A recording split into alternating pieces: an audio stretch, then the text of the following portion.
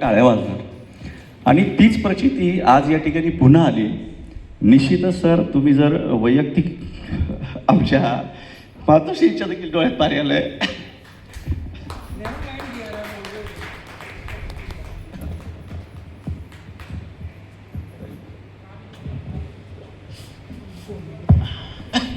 निश्चितच एक छोटा मुलगा, आज लहान मुलगा काही मार्गदर्शन करताना देखील आपण तेव्हा त्याचं ऐकतो, तर तोच घडतो. म्हणजे सर सांगायला आवडेल की मी क्रिकेटच्या याच्यात असताना महाराष्ट्र टीमचे कोच होते चंद्रकांत पंडित.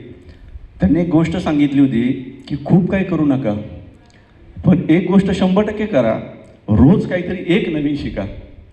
जेव्हा तुमच्याकडे रोज एक होईल, वर्षात 365 दिवस आहेत, इमानदारीत करा.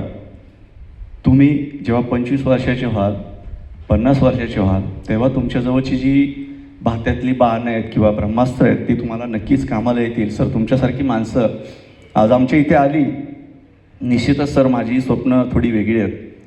ही स्वप्न बघताना घरातनं देखील पुढचा शेंडा खोडणार किंवा होतं नॉर्मली, त्यांना काळजी असते आपली की हा पडू नये, धडपडू नये, तुटू नये. पण त्या विचाराला जेव्हा आपल्या सोबत कोणीतरी येतं ना, अंगावर शहारे येतात आणि डोळ्यात एक अश्रू येतो की यस, आपण केलेला विचार हा अजूनही तितकाच खरा आहे आणि आपण करू शकतो. तर मनापासून मी सरांचे आभार मानतो. आणि निश्चितच अशा व्यक्तींचे विचार हे तुम्ही अगदी शांतपणे ऐकले, ही त्यांची बोलण्याची ताकद देखील असते. आणि ज्यांनी घेतलं, मागाशीच मी सांगितलं का बा हजारांच्या गर्दीमध्ये एक दर्दी, मला वाटतं हलकंसं पाणी तुमच्या डोळ्यात आलं होतं का? त्यांचे आलं होतं. हे या जागेचे मालकच आहेत. आणि निश्चितच एक चांगलं शिक्षण ज्यांनी घेतलं आहे, मी त्यांच्यासाठी एकदा टाळ्या वाजून की चांगला हॉल त्यांनी निर्माण करून दिला आहे. अतिशय प्रामाणिक आहेत. आणि आजचं रेंटचं त्यांनी तुमच्यासारखे साहेब सहकार्य केलं. आणि परवा दिवशी चित्रकला स्पर्धा आहे, तुमच्यासारख्याच एका मार्गदर्शनाने शिकवलं की चित्रकला स्पर्धा घ्या, मुलं त्यांच्या भावना चित्रातून व्यक्त करतील.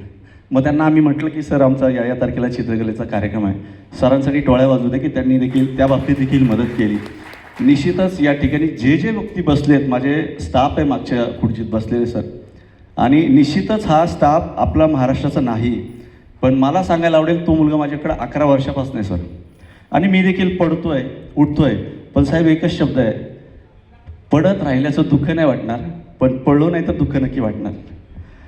तर मी सरांचं मनापासून आभार मानतो. आणि या सगळ्या कार्यक्रमाला यशस्वी होण्यासाठी ज्यांचं ज्यांचं योगदान आहे त्या तुम्हा प्रत्येकाचं या ठिकाणी मनापासून आभार मानतो. सरांचं आपल्याला असंच मार्गदर्शन, सहकार्य लाभो. माझं वाक्य आहे की बाबा, घरातल्या मंदिराला तर आपण पाया पडतो, नमस्कार करतो, आजूबाजूच्या झाडांना देखील पाया पडा.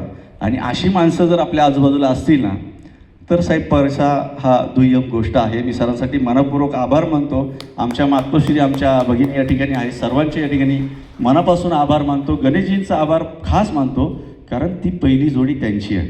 आणि त्यांनी एक नाव सुचवलं. आणि आवर्जून एक गोष्ट सर सांगतो, तुमची परवानगी असेल तर. हां, ते पण असेच फोनवर बोलत होते आणि त्यांचे विचार त्यांनी ऐकले आणि ह्यांनी त्यांना अप्रोच केलं का तू काय करतो, कुठे असतो. म्हणजे एक जी हिरा शोधण्याची जी ज्वेलरीची पारख असते ना, तर तसाच एक विषय झाला. आणि गणेश सरांनी पण एवढे वर्षानंतर त्यांचा फॉलो म्हणजे फोन केला, आठवलं. आम्ही जेव्हा भेटलो, आमच्याकडनं चूक झाली की 3:30चा टाईम होता, पण 4:15 4:30पर्यंत सरांना आम्ही वेटिंग केलं. सर थोडे चिडले होते, आता तुम्हाला खूप म्हणजे सौम्य शब्दात त्यांनी झापला. आमची चूक होती, आम्हाला झापला, पण साहेब आपल्याला घ्यायचं आहे. आणि एखादा आमच्या मातोश्री सांगतात की मूर्तीनी घाव खाल्ल्याशिवाय मूर्ती बनत नाही, दगडाने. जर तुम्ही घाव सहन केले तर मूर्ती बनणार नाही, तर त्याच मूर्तीच्या खालचा दगड ज्याच्यावर तुम्हाला लोक येऊन उभं राहणार. तसाच सरांचा तो प्रकार झाला. सरांनी 10 मिनिटाची मीटिंग, सांगायला आवडेल 3 वेळा आपण कॉफी पिलो, बरोबर. अर्ध्या 1-1 तासाने आम्ही 3 वेळा कॉफी पिलो.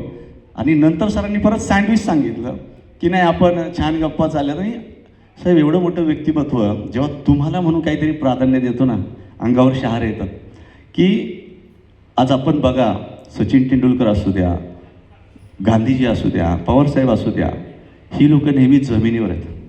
आणि आज त्या माझ्या आईच्या पाया पडतात, मला मिठी मारतात. साहेब, मला याच्यापेक्षा दुसरं मौल्यवान गोष्ट नक्कीच काही नाही आहे.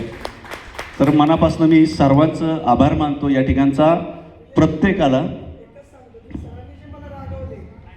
सहन करून जो जातो ना तोच यशस्वी होतो. म्हणून परकड साहेबांचे परकड बोल की राग सहन करतो तो पुढे जातो.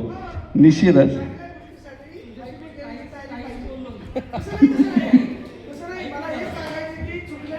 नाही परकड साहेब, तुम्हाला लक्षात नाही आलं की तुम्हाला नॉर्मल असं बोलतो ना मित्र म्हणून तसं बोललेत आणि ते आम्हाला काय बोललेत ना साहेब, पण तो घाव आम्हाला आज आमच्या शरीरावरची नक्षी वाटते आणि ते आमचं सौंदर्य वाटतं की अशी माणसं आज